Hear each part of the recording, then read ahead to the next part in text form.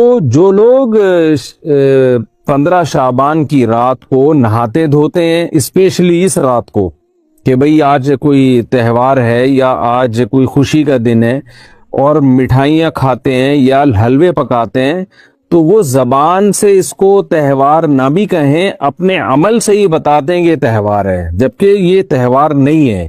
اسلام میں کوئی اس کی ایک ضعیف روایت بھی نہیں ہے کہ آپ صلی اللہ علیہ وسلم نے، میرے علم میں نہیں ہے، کم از کم ہو سکتا ہے کوئی موضوع من گھڑت روایت موجود ہو جس میں کوئی کہیں بھی نہیں ہے کہ آپ صلی اللہ علیہ وسلم نے اس رات کو ہمیں نہانے کا حکم دیا ہو، یا اچھے کپڑے پہننے کا حکم دیا ہو، یا کھانے پینے کا یا حلوے کھلانے کا، ہمیں حلوے مانڈے کا ہمیں حکم دیا ہو۔ تو اللہ کا واسطہ یہ بدعت ہے، اس کو ختم کریں اپنے معاشرے سے۔ اور اسلام میں تہوار کا ٹائم دن میں ہوتا ہے۔ عید الفطر، عید الاضحیٰ ہے جس میں ہم دن میں قربانی کرتے ہیں اور کھاتے ہیں، پیتے ہیں، نہاتے ہیں، دھوتے ہیں۔ راتوں کے یہ کام نہیں ہے، رات کو آپ سوئیں یا عبادت کریں۔ تو ایک چیز تو یہ تھی جو میں بتانا چاہ رہا تھا۔ دوسری چیز، اس رات کو قبرستان جانا۔ دیکھیے اس بارے میں حدیث پیش کی جاتی ہے، مشہور حدیث ہے، لوگ سنتے رہتے ہیں کہ نبی صلی اللہ علیہ وسلم رات کو اٹھے اور امی عائشہ رضی اللہ تعالیٰ عنہ بھی آپ کے پیچھے چلی گئیں، اور آپ صلی اللہ علیہ وسلم جنت البقیع میں مغفرت کی دعا مانگ کے تشریف لے آئے واپس۔ تو یہ حدیث انتہائی درجے کی ضعیف حدیث ہے، اور ایک تو ضعیف حدیث ہے، دوسری بات یہ کہ اگر ہم تھوڑی دیر کے لیے فرض کر لیں یہ صحیح حدیث ہے، اور ہم کہتے ہیں کہ بھئی نبی صلی اللہ علیہ وسلم نے یہ عمل کیا ہے، تو صحابہ میں سے کسی سے ضعیف حدیث سے بھی ثابت نہیں ہے کہ کوئی اس رات قبرستان گئے ہوں۔ حضرت ابو بکر کے بارے میں کوئی روایت نہیں ملتی کہ اس رات قبرستان گئے ہوں، حضرت عمر کے بارے میں کوئی روایت نہیں ملتی، یہ کسی ایک صحابی کے بارے میں نہیں۔ تو آپ مجھے بتائیں کہ یہ کیسی سنت ہے کہ جو صحابہ کی سمجھ میں نہیں آئی اور ہماری سمجھ میں آ گئی ہے؟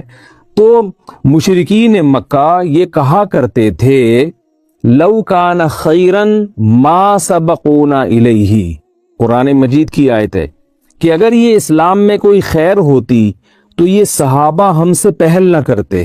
یہ صحابہ نے ہم سے پہل کیا ہے، اس کا مطلب ہے یہ اسلام خیر کا کام نہیں ہے۔ تو مشرکین کو صحابہ سے چونکہ نفرت تھی، اس لیے کہتے تھے کہ یہ چونکہ اسلام کو فالو کر رہے ہیں تو یہ اس کی علامت ہے کہ اسلام خیر نہیں ہے، کیونکہ خیر میں تو ہم صحابہ سے آگے ہوتے ہیں، اپنے بارے میں ان کا یہ اس خوش فہمی میں مبتلا تھے وہ۔ لیکن ہماری رائے کیا ہے؟ ہم یہ کہتے ہیں کہ لو کان خیرن لسبقونا الیہ، وہ کہتے تھے لا سبقونا، ہم کہتے ہیں لسبقونا، کہ اگر کوئی بھی خیر کا کام ہے تو صحابہ ہم سے ضرور اس میں پہل کریں گے۔ یہ ہو نہیں سکتا کہ خیر کا کام وہ ہم کریں اور صحابہ نے نہ کیا ہو۔ تو اسی طرح میں یہ عرض کرتا ہوں کہ دیکھیں اگر قبرستان جانا اس رات میں سنت عمل ہوتا تو صحابہ یقیناً جایا کرتے، کوئی ایک صحابی تو گیا ہو۔ یہ کیسی بات ہے جو صحابہ کی سمجھ میں نہیں آئی اور ہماری سمجھ میں آ رہی اور ہم قبرستان جا رہے ہیں اس رات کو۔ چلیں اگلا اسٹیپ تھوڑی دیر کے لیے فرض کر لیتے ہیں کہ نبی صلی اللہ علیہ وسلم جو ایک رات قبرستان گئے، فرض کر لیں وہ حدیث بھی صحیح ہے، یہ بھی فرض کر لیں کہ صحابہ اگرچہ نہیں گئے مگر ہم صحابہ سے بھی زیادہ آگے نکلنے کی کوشش کرتے ہیں، اور صحابہ کو سمجھ میں نہیں آیا، ہمیں سمجھ میں آ گیا۔ تو چلیں فرض کر لیں تھوڑی دیر کے لیے کہ اس رات کو جانا ہم سنت مان لیتے ہیں، آپ کے دلائل ہم مان لیتے ہیں، اور صحابہ کی سمجھ میں نہیں آئے لیکن ہماری سمجھ میں زیادہ آ رہا ہے، ہم فرض کر لیتے ہیں، مان لیتے ہیں کہ اس رات قبرستان جانا سنت ہے۔ تو آپ مجھے بتائیں نبی نے جو عمل جس طرح سے کیا ہو اس طرح سے سنت ہوگا، یا آپ اپنی طرف سے جس کو ہم پشتوں میں کہتے ہیں اخپل طریقے سے کرنا سنت ہے؟ نبی نے فجر کی 2 رکعتیں پڑھی ہیں اور ہر رکعت میں 2 سجدے کیے ہیں، آپ اگر فجر کی 3 رکعتیں پڑھیں گے تو کیا نماز ہو جائے گی آپ کی؟ اب آپ دلیل میں یہ کہیں کہ نبی نے فجر کی نماز پڑھی ہے تو مجھ پر بھی لازم ہے، تو بھائی نبی نے پڑھی ہے تو جیسے نبی کے پڑھنے سے آپ پر پڑھنا لازم ہو گیا، تو جس طرح سے پڑھی ہے اسی طرح پڑھنا لازم ہوگا، اخپل طریقے سے پڑھنا لازم نہیں ہوگا۔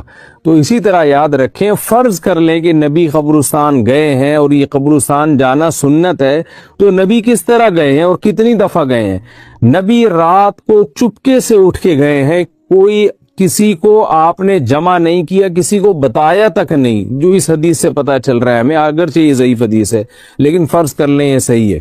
تو کہیں پتہ بھی نہیں چل رہا، چپکے سے قبرستان گئے اور چپکے سے واپس آئے، اور پوری زندگی میں ایک دفعہ گئے، جبکہ ہمارے ہاں ہر سال قبرستان میں لوگ جا رہے ہیں، جب بھی شب برات آتی ہے لوگ قبرستان جاتے ہیں ہر سال، نبی ایک دفعہ گئے اور آپ ہر سال جا رہے ہیں۔ نمبر 2، جاتے جتھوں کی شکل میں، نبی تو چپکے سے گئے ہیں، تو آپ رات کو 2-2:30 بجے ذرا چپکے سے اٹھیں اور تنہائی میں جب قبرستان میں وحشت ہو اور اندھیرا ہو اور وہاں قبرستان جائیں، اتنا دم ہے آپ میں، تو ہم کہیں گے بھئی آپ نے نبی کی سنت کو زندہ کیا ہے۔ لیکن آپ تو جتھوں کی شکل میں جا رہے ہیں، نہا دھو کے جا رہے ہیں، خوشبو لگا کے جا رہے ہیں، تیار ہو کے جا رہے ہیں، اور جو کچھ وہاں خرافات ہو رہی ہیں قبرستان میں وہ تو ساری دنیا کو معلوم ہے۔ میلے ٹھیلے لگے ہوئے ہیں وہاں پہ، گولے گنڈے بک رہے ہیں، برگر بک رہے ہیں، گول گپے بک رہے ہیں وہاں پہ، اور پھول الگ بک رہے ہیں، ہار پھول قبروں پہ چڑھانے کے لیے۔ کیا بدماشی ہے یہ، کیا منہ دکھائیں گے رسول اللہ صلی اللہ علیہ وسلم کو قیامت کے دن؟ آپ کے سامنے کیا وہ حدیث نہیں ہے کہ نبی صلی اللہ علیہ وسلم نے فرمایا کہ روایت میں آتا ہے کہ کچھ لوگ قرب میدان حشر میں آئیں گے تو ان کے چہرے ایسے ہوں گے جیسے میری امت کے چہرے ہوتے ہیں، میری امت کی شکل ہوتی ہے۔ حدیث کا مفہوم میں بیان کر رہا ہوں۔ تو جب وہ حوض کوثر کا پانی پینے کے لیے میرے پاس آئیں گے تو فرشتے ان کو بھگائیں گے، سحقن سحقن۔ تو آپ صلی اللہ علیہ وسلم پوچھیں گے یہ تو میری امت ہے، آپ تو فرشتے کیا کہیں گے کہ یہ آپ کی وہ امت ہے جنہوں نے آپ کے دنیا سے جانے کے بعد دین میں ایسی چیزیں ایجاد کر لی تھی جن کا آپ نے حکم نہیں دیا۔ تو آپ کیا فرمائیں گے؟ سحقن سحقن، دور کرو ان سے۔ تو ایسا نہ ہو کہ ہم قیامت کے دن رسول اللہ صلی اللہ علیہ وسلم کی شفاعت سے محروم ہو جائیں۔ تو اللہ کا واسطہ قبرستان مت جائیں اس رات، گھر میں بیٹھیں آرام سے، یہیں بیٹھ کے میت کے لیے مغفرت کی دعا کریں۔ اور اگر آپ سمجھتے ہیں نہیں یہ حدیث بالکل صحیح ہے اور جانا لازمی ہے تو پھر تنہائی میں جائیں، ایسے قبرستان کا انتخاب کریں جہاں آپ کے علاوہ کوئی بھی نہ ہو، اور پھر چپکے سے جائیں اور پتلی گلی سے واپس آ جائیں آپ۔ اگرچہ ہم تو اس کو بھی نہیں مانتے، لیکن اگر کرنا ہے تو پھر اس طریقے سے عمل کریں اگر آپ حدیث کو فالو کرنا چاہتے ہیں آپ اپنے خیال کے مطابق۔ تو یہ 2 باتیں ہو گئی۔ ایک تیسری چیز کیا ہے؟ کیا قرآن اس رات میں نازل ہوا ہے اور تقدیر کے فیصلے اس رات میں ہوتے ہیں؟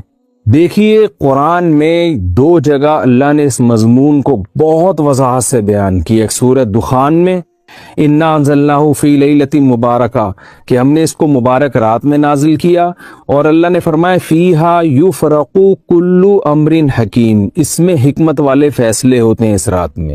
دوسری جگہ 30ویں پارے میں سورہ قدر میں اللہ نے فرمایا انا انزلناہ فی لیلۃ القدر، ہم نے اس قرآن کو لیلۃ القدر میں نازل کیا، اور اس میں بھی اللہ نے فرمایا تنزل الملائکۃ فیہا، کہ فرشتے اس رات میں اترتے ہیں باذن ربہم من کل امر، تمام قسم کے معاملات لے کے۔ تو یہاں بھی اللہ بتا رہے ہیں کہ جو 1 سال کے فیصلے جس رات میں ہوتے ہیں اور فرشتوں کے حوالے کیے جاتے ہیں وہ رات اور قرآن کے نازل ہونے والی رات ایک ہی ہے، یہ الگ الگ راتیں نہیں ہیں۔ اور سورہ قدر میں اللہ نے فرما دیا واضح لفظوں میں کہ وہ لیلۃ القدر کی رات ہے۔ تو اتنی وضاحت کے بعد پھر یہ کہنا کہ اس رات میں قرآن نازل ہوا تھا جبکہ اس کے بارے میں کوئی صحیح حدیث موجود بھی نہیں ہے، ضعیف یا موضوع روایتیں ہیں، تو یہ بالکل قرآن پر میں سمجھتا ہوں کہ یہ ٹھیک نہیں ہے، بالکل دلیل کے لحاظ سے یہ کمزور بات ہے۔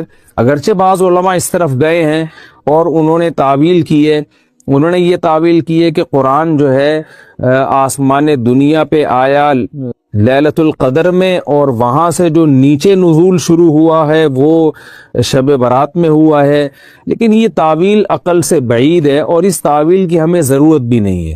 2 صحیح حدیثیں ٹکرا رہی ہوں، یہ قرآن کی آیت کسی ایسی متواتر حدیث سے ٹکرا رہی ہو تو پھر تو وہاں ہمیں تطبیق دینے کی ضرورت پیش آتی ہے، جب قرآن کے مقابلے میں کوئی حدیث ہی نہیں ہے، صحیح حدیث بھی نہیں ہے۔ حالانکہ قرآن کے مقابلے میں تو فقہا کہتے ہیں کہ اگر صحیح حدیث بھی ہو، متواتر نہ ہو، صحیح حدیث بھی ہو تو وہ بھی ظنی ہوتی ہے، تو اس حدیث کو رد کیا جائے گا، قرآن میں تعویل نہیں کی جائے گی۔ لیکن یہاں تو صحیح حدیث بھی نہیں ہے، یہاں تو ایک ضعیف روایت ہے، ضعیف اقوال ہیں، آپ اس کو کیسے قرآن کے مقابلے میں لا سکتے ہیں؟ تو جو بالکل بے غبار بات ہے وہ یہی ہے کہ اللہ تعالیٰ نے قرآن مجید کو لیلۃ القدر میں نازل کیا، جو رمضان کے آخری عشرے میں ہوتی ہے، اور اسی لیلۃ القدر میں فیصلے بھی ہوتے ہیں۔ اور بعض لوگ کہتے ہیں اس میں حرج کیا ہے کہ ہم 15 شعبان کو بھی فرض کر لیں، اس میں قرآن نازل ہوا اور لیلۃ القدر میں بھی۔ بھائی اس سے لیلۃ القدر کی ویلیو کم ہوتی ہے۔ اللہ تو لیلۃ القدر کی ویلیو بڑھا رہے ہیں کہ یہ ایسی رات ہے جس میں 1 سال کے فیصلے بھی کر دیے جاتے ہیں، اور اس میں قرآن مجید کا نزول بھی شروع ہوا۔ تو آپ کیا کرو؟ پلان کرو، ایک پلاننگ کے تحت لے کر آؤ۔ ابھی دیکھو میں اپنے ایک واقعہ بتاتا ہوں، پچھلے ہفتے کیا ہوا، میرے بہت سارے کام ایسے کھچڑی کی طرح الجھ گئے۔ مجھے تفسیر کی ریکارڈنگ کروانی ہوتی ہے، مجھے مسائل جو جمعرات اور ہفتے کو چلتے ہیں ان کی ریکارڈنگ کروانی ہوتی ہے، مجھے جامع الرشید میں مطالعہ کرنا ہوتا ہے سبق پڑھانے کے لیے، ایک تکافل پہ کام آیا ہوا ہے، تکافل کے نا اس پہ کوئی میری تحریر تھی، اس کو میں نے ری چیک کرنا ہے، اس کو دوبارہ سے کمپوز کروانا ہے۔ میری ایک کتاب پڑھی ہوئی ہے طلاق ثلاث کے بارے میں، اس کو میں نے یعنی کمپوز ہو چکی ہے، اس کو ایک دفعہ ایک تصحیح کرنی ہے آخری، پھر وہ چھاپنی ہے۔ میں نے کتاب لکھی ہے طلاق ثلاث میں، اس میں یہ نہیں ثابت کیا کہ قرآن حدیث سے 3 طلاقیں 3 ہوتی ہیں، یہ ثابت کیا ہے کہ یہ مسئلہ اجماعی ہے، کوئی ایک حدیث بھی نہیں ہے جس سے پتہ چلتا ہو کہ اکٹھی 3 ایک ہوتی ہے، اجماعی مسئلہ، اس میں اختلاف کی اجازت ہی نہیں ہے۔ تو کافی پہلے لکھ لی تھی، اب ٹائم ہی نہیں مل رہا، اس کو وقت ہی نہیں مل رہا اس کو چھاپنے کے لیے، اور بہت سارے کام ہیں، گھر کے بہت سارے کام ہیں، کچھ یونیورسٹی میں جانا ہے جہاں کچھ پریزنٹیشن پیش کرنی ہے، اس کی تیاری کرنی ہے۔ تو جب آدمی کی کھچڑی پک جاتی ہے نا اتنی ساری، پھر مرغیاں ہیں، اب ایک کام یہ بھی ہے، مجھے شوق ہے مرغیاں پالنے کا، اور یہ بھی میرا کام ہے بھائی، میں اس کے بغیر تو میں تو پاگل ہو جاؤں۔ سارا دن آدمی دماغی کام میں لگا رہے تو یہ تو پاگل ہو جائے گا۔ کہ تو جب تک آپ پلاننگ نہیں کرتے نا تو کیا ہوتا ہے، اس کا نقصان ہوتا ہے، غیر مفید چیزیں زیادہ آ جاتی ہیں آپ کی زندگی میں، اور مفید چیزوں کو ٹائم بولو نہیں ملتا۔ اب مرغیوں کو بھی میں نے ٹائم دینا ہے، وہ کیسے ٹائم دینا ہے؟ مرغیاں جہاں انڈا دیتی ہیں وہیں بیٹھ جاتی ہیں جا کے کوڑو کوک۔ اب دیکھو یہ کوئی انسانیت ہے یار؟ ایک مرغی نے میری ریوو کار کے پیچھے جا کے انڈا دے دیا، جو ریوو ہے نا ڈھالا میں جہاں گارڈ بیٹھتے ہیں وہاں انڈا دے دیا اس نے۔ اب روز وہیں بیٹھ کے انڈا دے رہی ہے، 7-8 انڈا دینے کے بعد کوڑو کو کے وہیں بیٹھ گئی۔ اب اس کو جہاں بھی اٹھا کے لے جاؤ اس نے ادھر ہی، اتنی ڈھیٹ مرغی، نسلی مرغیاں ایسے ہی ہوتی ہیں، وہیں بیٹھ رہی۔ ہم ہٹا کے تھک گئے، وہ ہٹ نہیں رہی۔ اب کیا ہو رہا ہے، میرے ساتھ کراچی میں ہر جگہ بیان کے لیے جا رہی ہے وہ۔ ہم نے کہا یہ تو ڈھیٹ ہے، یہ تو ہٹ کے، جو نسلی ہوتی ہیں وہ بڑی ڈھیٹ ہوتی ہیں، جہاں انڈا دیا ہے وہیں بیٹھے گی وہ، چاہے انڈا ہو یا نہ ہو۔ وہ کہہ رہی انڈے یہیں لا کے رکھے گا تو میں، کیونکہ مرغی کو ڈر ہوتا ہے کسی اور کے انڈے میرے نیچے رکھ دے گا یہ لا کے۔ جو بہت نسلی ہوتی ہے ان کی بات، عام مرغیاں تو مجھے کسی نے ملتان سے گفٹ دی تھی، بڑی خاندانی مرغی تھی وہ نہیں ہٹی بھائی اپنی جگہ سے، اس نے کہا ایسی کی تیسی، انڈا یہاں دیا ہے وہاں بیٹھ گئے، تو مرغی کسی اور کے انڈے ہوں گے، بیٹھ میں جاؤں گی تو میں اپنے بچوں کو نکال لوں گی، کسی اور کے بچوں کو نہیں۔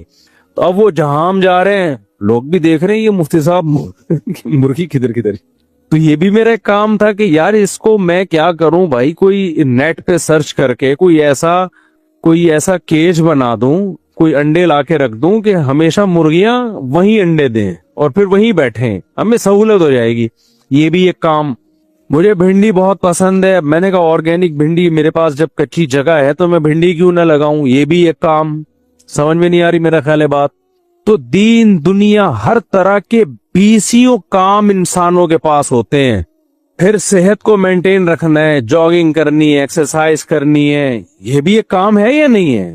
سب سے پہلے تو صحت کو ٹائم دو، کیونکہ صحت ہے تو سب کچھ ہوگا، صحت نہیں ہے تو سارے کاموں کی ایسی کی تیسی۔ میں جب روٹین بناتا ہوں نا تو نمازیں اور یہ تو تو اسلام کے ارکان ہیں نا، یہ تو کرنے ہی کرنے ہیں، یہ تو صحت پہ مقدم رکھنا ہے۔ اس کے علاوہ جو فرائض واجبات سے ہٹ کے سب سے پہلے جب میں پلاننگ کرتا ہوں تو سب سے اوپر ہیلتھ کو رکھتا ہوں۔ کس کو بولتے کیوں نہیں بھائی؟ ہیلتھ، کھانا کیا ہے اور روٹین کیا ہوگی آپ کی ہیلتھ کو مینٹین رکھنے کے لیے۔ اور یہ آپ سے بھی کہہ رہا ہوں کیونکہ اگر آپ پلاننگ بڑی خوبصورت کر لی آپ نے اور آپ کی کھانے کی پلاننگ ہے ہی نہیں تو بغیر پلاننگ کے جو کھائے گا نا اس کی ایسی کی تیسی. اس خوش فہمی میں مت رہو کہ اس زمانے میں ہم جو چاہے کھا لیں جو چاہے پہن لیں جیسے چاہیں لائف اسٹائل رکھیں ٹھیک رہیں گے. اس زمانے پہلے لوگ ٹھیک رہ لیتے تھے, اس زمانے میں ٹھیک رہنا ممکن نہیں ہے. مدذل لا لیا جو سامنے آیا کھا لیا, یہ نہیں ہو سکتا. تو یہ آپ کو فیصلہ کرنا ہے آپ نے کیا کھانا ہے, یہ سامنے والے نے فیصلہ نہیں کرنا کہ آپ کو کیا کھلانا ہے اس نے, یہ ہمارا فیصلہ ہوگا. ورنہ لوگ تو کھلاتے رہیں گے, مرغے کھلاتے رہیں گے, گھی جو آج کل مارکیٹ میں آ رہا ہے وہ کھلاتے رہیں گے, بریانی پھڑواتے رہیں گے, کبھی کبھار تو ٹھیک ہے باب, یا گھر میں جو کچھ پک رہا ہے اگر آپ کو سمجھ میں آپ کو لگتا ہے کہ بھئی یہ اس اب صحت کو کے حوالے سے یہ ٹھیک نہیں ہے تو آپ گھر والوں کو بولے گے میری مرضی کی چیزیں پکاؤ, یہاں پہ آپ کی مرضی کی ہفتے میں ایک آدھ دفعہ ہم کھا لیں گے. سمجھ میں آ رہی ہے بات کہ نہیں آ رہی؟ اب میں نے گھر میں اصول بنایا ہوا ہے بھائی مجھے کھانا دیسی گھی میں پکا کے تو نہیں, ورنہ ہم نہیں کھائے گا. جاؤ اگر دیسی گھی نہیں ہے تو کوئی بھی آرگینک آئل میں, ورنہ نہیں کھا رہے. جاؤ, یہاں بدماشی کر رہا ہوں, گھر میں چلتی نہیں ہے, بس ایک دفعہ بولتا ہوں پھر کھا لیتا ہوں. سمجھ رہے ہو کہ نہیں؟ تو اچھا خیر, تو پلاننگ میں اب پلاننگ کرنی پڑتی ہے, وقت بہت تھوڑا ہے لیکن یہ مضمون بہت اہم ہے, کیا کریں. اب دیکھو ایک اور میں مثال دیتا ہوں, یہ میں آپ کو مثالیں اس لیے دے رہا ہوں کہ یہ ہر چیز میں جب تک پلاننگ نہیں ہوگی کچھ بھی کام نہیں کر سکتے آپ. اٹرم پٹرم کچھ کام اہم ہوں گے, زیادہ تر غیر اہم کام ہوں گے. اب میں اگر پلاننگ نہ کروں تو پتہ ہے کیا ہوگا, آپ اگر خود پلاننگ کر کے اپنے آپ کو سیدھا نہیں کرتے نا تو کسی اور کی پلاننگ کا اور کسی اور کے ویژن کا حصہ بن جاؤ گے آپ. کوئی دوست آ کے بیٹھ جائے گا بلا وجہ ادھر ادھر کی پھینکنا شروع کر دے گا, ابے چل ذرا گٹکے کی دکان پہ چلتا. آپ کا کوئی اسکیجول تو ہے ہی نہیں, کوئی شیڈول ہے ہی نہیں آپ کا, تو آپ کبھی گٹکے پہ بیٹھے ہوئے ہو, کبھی ڈبو میں, کبھی منہ میں پان, اور وہ ادھر سے پی کے پھینک رہے ہو. اور تھوڑے دنوں میں جب آپ کی عمر ڈھلکنا شروع ہوگی آپ کو پتا چلے گا بھائی بہت کچھ کر سکتا تھا, زندگی کیا کر دی برباد. سب سے پہلے تو شوگر حملہ کرے گی, بلڈ پریشر, اور پھر جو 20 قسم کی بیماریاں. ہمارے ایک جاننے والے, اب تو پرانا قصہ ہو گیا پتہ نہیں چلے گا, صبح صبح اٹھ کے کولڈ ڈرنک کی پوری بوتل پیتے تھے. میں نے ان کو سمجھایا, میں نے کہا مت پیو, اس زہر ہے. نہار منہ پی رہے ہو یار. کہتے ہیں مجھے عادت ہو گئی نا, عادت پڑ گئی. کہہ رہے بھائی اس کے بغیر میں چل نہیں سکتا, عادت, میٹھے کی عادت پڑ جاتی ہے, کولڈ ڈرنک وغیرہ میں نشہ ہے, یہ عادت پڑ جاتی ہے, اس کے بغیر تسلی نہیں ہوتی. تو گول ہو گئے بالکل نا, لمبائی چوڑائی پتہ ہی نہیں چل رہی, یعنی جو چوڑائی تھی وہی ان کی لمبائی, اور اتنی موٹی ماشاءاللہ ان کی گردن. اب پتہ نہیں چلے گا, بہت پرانا قصہ ہو گیا. تو اور سارے گول گول, بھائی بھی گول, ان کے سب, کیونکہ سبوں کا یہ معمول ہے, ہر وقت فریج میں کولڈ ڈرنک پڑی رہتی ہے, پیزے برگر چل رہے ہیں سارے ماشاءاللہ. اگر آپ دھکا دیں گریں گے نہیں, وہ گھومیں گے. اگر آپ ان کو دھکا دیں گے تو گریں گے نہیں, گھومیں گے. ان کو چلانے کے لیے ٹائر لگانے کی ضرورت بولو نہیں. اب دیکھو چونکہ اپنی کوئی پلاننگ نہیں ہے نا, جب اپنی پلاننگ ہی نہیں ہے, کوئی ہدف ہی نہیں بنایا صحت کو مینٹین رکھنے کا, صحت کی حفاظت کرنے کا, جب کچھ بنایا ہی نہیں ہے تو جو دل چاہے گا دل آپ سے وہ کام کروائے گا. تو جو کولڈ ڈرنک کمپنیاں ہیں ان کے ویژن کا حصہ بن گئے آپ. انہوں نے تو یہ بنائے اس لیے تاکہ پیسہ کمائے. ان کو پتا ہے جب یہ پیئیں گے تو چسکا لگے گا تو اور پیئیں گے, وہ ایڈورٹائز بھی دکھا رہے ہیں. تو آپ کی صحت کا بیڑا غرق ہو رہا ہے, فائدہ کس کا ہو رہا ہے؟ جو کولڈ ڈرنک کمپنی ہے وہ نوٹ چھاپ رہے ہو, بڑے خوش ہیں کہ تو گول ہو, تو پھٹے, تو جو مرضی ہو, پیسہ ہمارے پاس آ رہا ہے. تو جب آپ کی اپنی کوئی پلاننگ نہیں ہے تو کسی اور کی پلاننگ کا حصہ بن گئے کہ نہیں بن گئے؟ کیا خیال ہے بھائی؟ یار مجھے ذرا پانی پلا دے تھوڑا سا, وہ کوئی بیٹھا ہوا یہاں پہ, زیادہ ٹھنڈا نہ ہو. تو آپ کسی اور کی پلاننگ کا حصہ بن گئے کہ نہیں بن گئے؟ تو یہ تو میں نے ایک واضح مثال دی ہے, لیکن ہم میں سے ہر شخص اسی میں مبتلا ہے. آپ دیکھ لو صبح شام ہم جو کچھ کر رہے ہیں ہمیں اس کا نقصان ہو رہا ہوتا ہے, بعض دفعہ ہمارے دشمنوں کو فائدہ ہو رہا ہوتا ہے. جزاک اللہ, جزاک اللہ بیٹا. ہمیں اس کا نقصان, اور بھائی یہ جو چنگیزی صاحب چندہ کر رہے ہیں تھوڑا سا تعاون کر لیا کریں, کیونکہ अच्छा सवाब मिलता है इससे। तो ये बड़े ऑफिसर रहे हैं पहले, समझ रहे हैं। मस्जिद में झोली उठा के घूमना अपने लिए नहीं, मस्जिद के लिए, ये भी थोड़ा सा दिल गुर्दे का काम है। मेरे से तो ये भी नहीं होता, लेकिन बहरहाल दिल गुर्दे का काम है। खैर, तो अब खूब समझो इस बात को। मैं ये अब मुर्गियों की मिसालें अब शो मारने के लिए नहीं दे रहा, मैं इसलिए ताकि आपको लगे कि भाई ये सब अपने शौक भी इसी तरह से पूरे होते हैं इंसान के। और शौक भी देखो, हमने शौक तो मेरा भी बहुत कुछ करता है, मैं ये पालू ये पालू, लेकिन यार वो शौक करो ना जिसका दुनिया या आखिरत में फायदा हो, शौक भी पूरा हो जाए। अब मैं कुत्ता अगर पाल लेता, मोहब्बत तो कुत्ते से भी हो जाती, मुझे कोई फायदा होता मुझे उसका। लोग कहते हैं जी शौकिया पाला हुआ है, आप शौकिया हलाल जानवर भी तो पाल सकते हो यार। आपके मेरा दिल नहीं चाहता, जब आप पालोगे तो आपका दिल चाहना शुरू हो जाएगा। मैं कुत्ता भी पाल सकता हूँ, सांप पाले हुए हैं लोगों ने, छिपकलियां पाली हुई हैं। एक सांप का फोन आया, छिपकली का बिजनेस कर रहा हूं। मैंने कहा अबे क्या कर रहा है तू, छिपकली का बिजनेस करेगा? कुछ कितना गंदा पलीत जली, जायज नहीं है, खूब समझ रहे हो छिपकलियों का बिजनेस तो। लेकिन अगर जायज भी हो तो भाई और कितनी काम की चीजें पड़ी हुई हैं दुनिया में। तो शौक मेरे भाई आप पूरा करें, लेकिन वो जिसका आपको, अब गार्डनिंग का शौक होना चाहिए आपको। उससे क्या होगा, तो मुझे चूंकि भिंडी पसंद है तो मेरे विजन में ये भी था, प्लानिंग में क्या लगानी है भाई, भिंडी। ठीक है। और सब्जियां भी देखो हमने अच्छे शौक रखे हुए हैं, उन सब्जियों के जो शौक भी पूरा हो, फायदा भी हो। अभी जो बंद गोभी है, इसका सालन कितना मजे का होता है, फायदा भी है। क्या ख्याल है? तो शौक ऐसी चीज को बना लो ना जो आपकी सेहत के लिए मुफीद हो। क्या ख्याल है? देसी मुर्गियों का शौक, देसी मुर्गी का गोश्त खाने का शौक पालो, इस बहाने मुर्गियां पाल लोगे आप, क्योंकि वैसे तो बड़ी महंगी मिलती है। तो अब इस बात को समझे। अब मुझे अच्छा, इसमें ये भी प्लानिंग करनी थी हमने कि हमारी मुर्गियां जो दाना खा रही हैं, गिरता बहुत था इतनी। हमने फिर क्या किया, इस मसले को निपटाया नेट पे सर्च कर करके ना, कि कोई ऐसा बर्तन बनाए हम कि दाना एक भी जाया ना हो। तो 2-3 तजर्बों के बाद बना लिया अल्हम्दुलिल्लाह।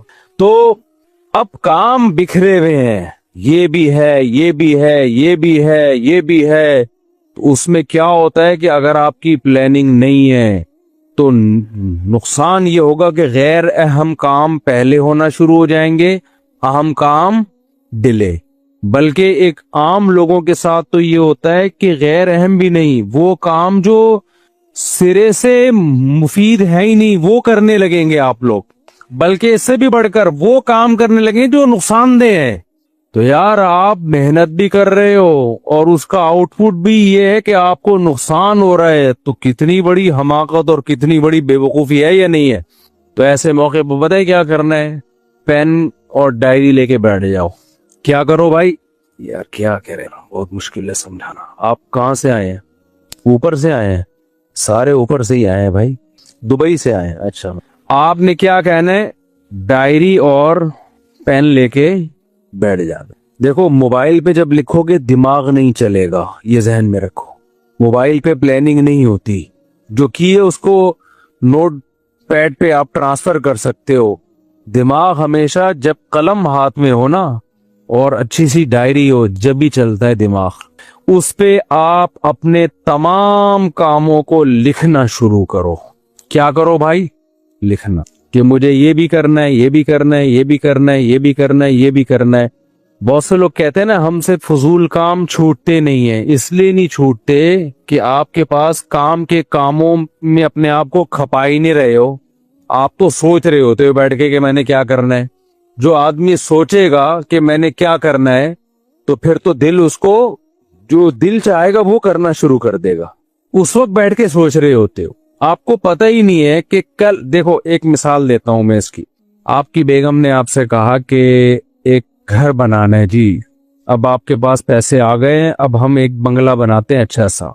आपने बगैर प्लानिंग के ना मजदूरों को लाए और 4 दीवारी पहले खड़ी कर ली, फिर एक कमरा यहाँ बना लिया, एक यहाँ बना लिया। जैसे जैसे समझ में आ रहा बनाते आप बनाते चले गए। वो नक्शा वक्शा नहीं बनाया पहले आपने, बेगम से मोहब्बत थी, बेगम के लिए बनाया।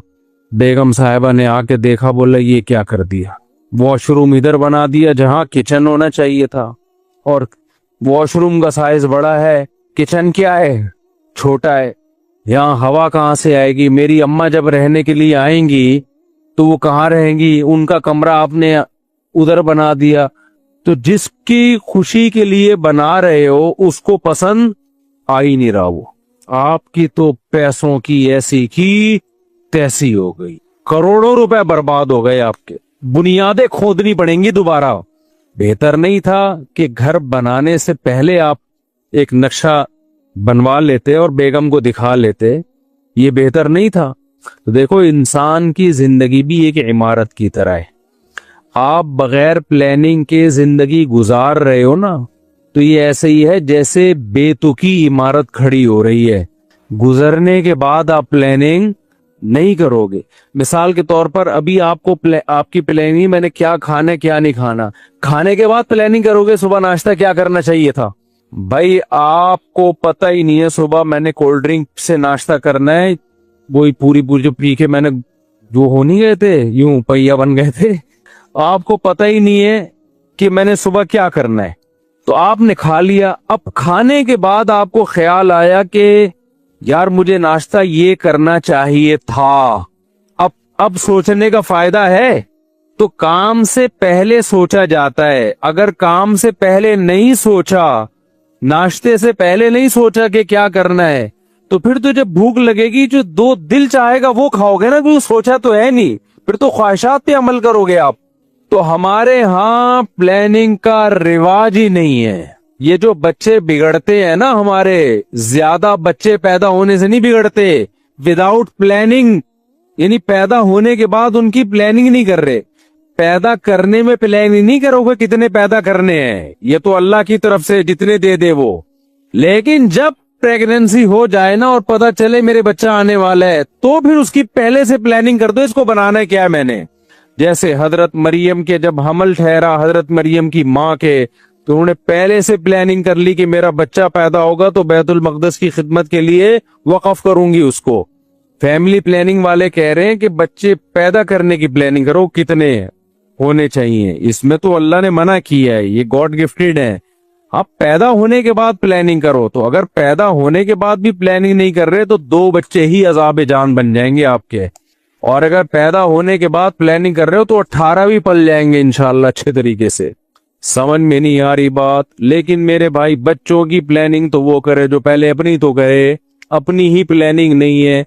अक्सर मैंने लोगों को देखा है, सो कहते हैं हम सुबह रोजा रखेंगे, फिर सुबह जब उठते हैं ना, कहता अबे सहरी का तो कुछ पहले से इंतजाम है ही नहीं। अब सोती हुई बेगम को उठाओ पराठा बनाने के लिए, बेगम लात मारेगी, रोजा तू रख रहा है भाई, टेंशन किसको दे रहा है हमें।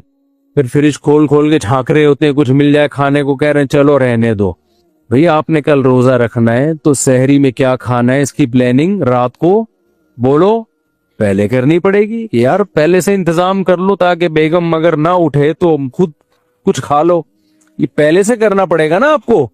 उस दिन क्या हुआ है, मेरे साथ ये हुआ, मैंने एक दिन रोजा रखा तो भूल गया मैं इफ्तारी क्या करनी है, घर वालों को भी नहीं बताया मैंने। तो वही हुआ जब इफ्तारी का टाइम था मुझे याद आया भाई इफ्तारी, मैंने घर में बताया भी नहीं कि रोजा है मेरा, कहीं रोजा रख के चला गया था मदरसे, उन घर वालों को नहीं पता चला। अब क्या हुआ है कि जी वो समझ में नहीं आ रहा, नतीजा खाने का दिल तो चाह रहा है ना, तो बाजार से चाट मंगवाई, पता नहीं क्या डाला हुआ था उस अल्लाह के बंदे ने। उस चाट के खाने के बाद 1 हफ्ता मैं बीमार पड़ा रहा हूं, नजला खांसी, वो फिर पता नहीं क्या था उसमें, और फिर वो जम गया सर में, फिर खून निकलना शुरू हो गया। मैं पिछला हफ्ता मेरा इसी टेंशन में गुजरा है। प्लानिंग के बगैर खाने की एक अल्लाह ने मुझे चपत लगाई कि आइंदा ये हमाकत, क्योंकि भूख तो लग रही है ना इफ्तारी में, ये तो नहीं कि बेगम अब आप ऐसा करो कि ये पका दो, पकने में तो घंटा लगेगा भाई। अब चाट के हम शौकीन है, हम घर की चाट एक अलग होती है, बाजार की अलग होती है, तो वो खाते ही मेरा गला खराब होना शुरू हो गया। तो ये मैंने एक अपने कहानी या किस्से सुनाने के लिए नहीं मैं यहाँ बैठा, आपको एक मिसाल दे रहा हूं मैं। हमारा जब एक چیز بغیر پلاننگ کے آپ کو نقصان پہنچاتی ہے تو صبح سے لے کے شام تک، شام سے لے کے صبح تک جس بندے کی لائف وداؤٹ پلاننگ گزرے گی وہ تو جہنم میں ہی جائے گا میرے بھائی. وہ جنت کے خواب دیکھنا چھوڑ دے، اس کے لیے دنیا بھی جہنم بنے گی اور آخرت بھی جہنم بنے گی. تو اس لیے آپ نے چھانٹی کرنا ہے کہ کیا سیکھنا ہے اور کیا بولو نہیں، کس